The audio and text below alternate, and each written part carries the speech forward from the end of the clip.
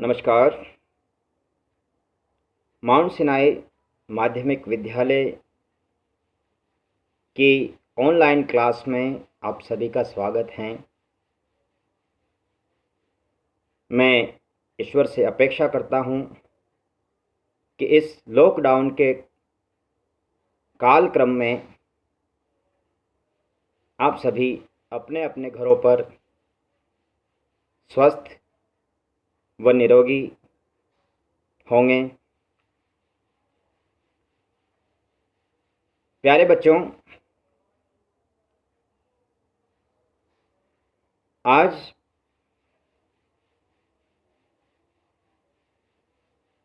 हम कक्षा 8 के हिंदी पाठ्यपुस्तक पर चर्चा करेंगे। सर्वप्रथम मैं उन पाठों का वीडियो बनाना प्रारंभ कर रहा हूं जो काव्यांश हैं अथवा पद्यांश हैं या जिनको कविता की शैली में लिखा गया है, क्योंकि सामान्यतः देखा जाता है कि जो कविता वाले चैप्टर हैं उनको समझने में हमें थोड़ी जटिलता महसूस होती है। आइए आज हम कक्षा 8 हिंदी पाठ्यपुस्तक के अध्याय 4 सुदामा चरित के बारे में चर्चा करते हैं। भगवान कृष्ण और सुदामा गुरु सांदीपनि के आश्रम में मिले और उनकी मित्रता ने वहाँ पर प्रगाढ़ रूप ले लिया। जब भगवान कृष्ण ने सुदामा जी से कहा कि सुदामा, क्या तुम मेरे मित्र बनोगे, तो सुदामा जी ने बड़ी विनम्रता से कहा, कृष्ण, मैं तुम्हारा मित्र नहीं बन सकता। क्यों? क्योंकि तुम एक समृद्ध परिवार के बालक हो, मैं एक निर्धन घर में पला हुआ बालक हूँ। और मित्रता का तात्पर्य होता है कि जब भी मित्र को आवश्यकता पड़ती है तो हमें मित्रता निभानी पड़ती है। तुम तो मित्रता निभा दोगे, लेकिन मैं कैसे मित्रता निभाऊंगा।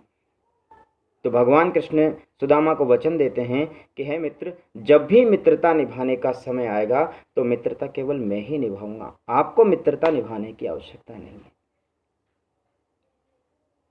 कालांतर में भगवान कृष्ण द्वारिका के राजा हो जाते हैं, सुदामा निर्धन हो जाते हैं, गरीब झोंपड़ी में रहते हैं। जीवन बड़ा कष्टमय बीत रहा होता है सुदामा जी का। तभी उनकी पत्नी उनको बार बार कहती है कि आप भगवान कृष्ण द्वारिकाधीश के पास क्यों नहीं जाते, वो हमारी कुछ मदद करेंगे। और बार बार कहने पर सुदामा जी अपनी पत्नी से कहते हैं, यही हमारा पहला काव्यांश हमसे कहता है। हमारा पहला काव्यांश है, मैं काव्यांश भी बोलूँगा और आपको अर्थ भी बताऊँगा। उसके उपरांत PDF बना के भी डालूँगा, तो आप पुस्तक भी देखें और मुझे भी सुनें। तो आशा रखता हूँ कि अच्छे से समझ में आ जाएगा। द्वारिका जावहूँ आठम याम यही जग तेरे, जो न कहे करियो तो बड़ो दुख, जाए कहाँ अपनी गति हेरे। द्वार खड़े छड़िया प्रभु के, जहाँ भूपति जान न पावत मेरे। 5 सुपारी बिचारी के तू देखिए, भेंट के 4 न चावल मेरे। सुदामा जी अपनी पत्नी से कहते हैं कि मैं भगवान कृष्ण से मिलने जाऊं तो कैसे जाऊं। तो 8 याम यानी पूरे दिन तो मेरे से ये कहती है, द्वारिका जाओ, द्वारिका जाओ, द्वारिका जाओ। और जो तू कहती है मैं उसको नहीं मानता हूं तो तुझे बड़ा दुख होता है। पर जाने से पहले हमारी स्थिति के बारे में तनिक विचार करो। भगवान कृष्ण के पास जो मेरे मित्र हैं, जब मित्र से मिलने जाते हैं तो कुछ ना कुछ उपहार जरूर ले जाते हैं। अब मेरे पास तो 5 सुपारी तो बहुत दूर की बात है, 4 चावल भी घर में नहीं है। और मैं दरिद्रहीन दीन दशा वाला व्यक्ति जब भगवान कृष्ण से मिलने जाऊंगा तो उनके द्वारपाल मुझे रास्ते में ही रोक लेंगे, मुझे वहां तक जाने ही नहीं देंगे। इस प्रकार सुदामा जी अपनी पत्नी को संबोधित करते हैं। दूसरे परिदृश्य में देखते हैं, भगवान कृष्ण यदा कदा द्वारिका प्रस्थान कर जाते हैं। द्वार पर द्वारपाल मिलता है, द्वारपाल के हाथ तो संदेशा भिजवाया जाता है। द्वारपाल भगवान कृष्ण के पास जाते हैं और उनसे कहते हैं कि शीस पगान जगा तन में प्रभु जान को आई बसे के ही ग्रामा। शीस पगान जगा तन में प्रभु जान को आई बसे के ही ग्रामा। धोती फटी सी लटी दुपटी अरुपाव उपाहन की नहीं सामा। द्वार खड़ो द्विज दुर्बल एक रयो चकिसो वसुधा अभिरामा। पूछत दीन दयाल को धाम बतावत आपनो नाम सुदामा। द्वारपाल विनम्र वाणी से भगवान के सामने हाथ जोड़कर उनसे कहते हैं कि हे प्रभु, द्वार पर एक ऐसा गरीब ब्राह्मण खड़ा है, ऐसा द्विज खड़ा है जिसके सिर पर न तो पगड़ी है, न जिसने शरीर पर अच्छा कुर्ता धारण किया हुआ है, उसकी धोती भी फटी हुई है जिसको उसने अव्यस्त तरीके से लपेट रखा है। उसके पाँव में नाथ, उसके पाँव में चप्पल भी नहीं है। वो द्वार पर खड़ा हुआ है और प्रभु आपके महल के बारे में मुझसे पूछता है और अपना नाम सुदामा बताता है। जब इस प्रकार का संदेश भगवान कृष्ण ने सुना तो वो व्याकुल हो गए। जैसे ही सुदामा का नाम उन्होंने सुना वो व्याकुल हो गए और भगवान कृष्ण दौड़ते दौड़ते जाते हैं, सुदामा को अपने महल में लाते हैं, अपने आसन पर बिठाते हैं और उनसे प्रश्न करते हैं। हमारा तीसरा काव्यांश।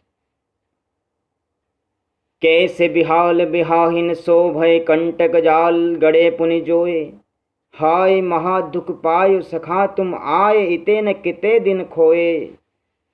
देख सुदामा की दीन दशा करुणा करके करुणा निधि रोए। पानी परात को हाथ छुयो नहीं नैनन के जल से पग धोए। भगवान ने जब सुदामा को देखा, देखते ही उनके नेत्रों में आंसू आ गए और उनसे पूछा, हे मेरे मित्र, तुम कहाँ थे? इतने दिनों से तुम मेरे पास क्यों नहीं आए? तुमने इतना समय कष्टपूर्ण क्यों व्यतीत किया? तुमने बहुत दुख पाया है मेरे मित्र। और जब भगवान कृष्ण उनको आसन पर बिठाकर उनके चरणों को धो रहे थे, पानी भर के जो परात मंगाई थी उस परात से भगवान के पैरों को धो रहे थे, लेकिन जब वो पाँव को धो रहे थे तभी उनके नेत्रों से आंसू गिर रहे थे जो सुदामा जी के पाँव पर जाकर गिर रहे थे, जिनको देखकर ऐसा प्रतीत होता था कि जैसे भगवान ने परात के पानी को स्पर्श भी न किया हो और अपने नेत्रों के जल से ही उनके पाँव धो दिए हो। प्यारे बच्चों, यहाँ पर अतिशोक्तिपूर्ण अलंकार हैं, क्योंकि यहाँ पर यह बताया गया है कि नेत्रों के जल से पग धोए। नेत्रों के जल से पग धोना संभव नहीं है, और जहाँ किसी बात को बढ़ा चढ़ाकर कहा जाए वहाँ पर अतिशोक्तिपूर्ण अलंकार होता है। इस पाठ्य पुस्तक से संबंधित, इस अध्याय से संबंधित जो भी प्रश्न हैं वो मैं आपको गृह कार्य के रूप में भेज देता हूँ। आप बुक भी देखें और वीडियो भी देखें तो आपको ज़्यादा अच्छे से समझ में आएगा। जय हिंद, जय भारत।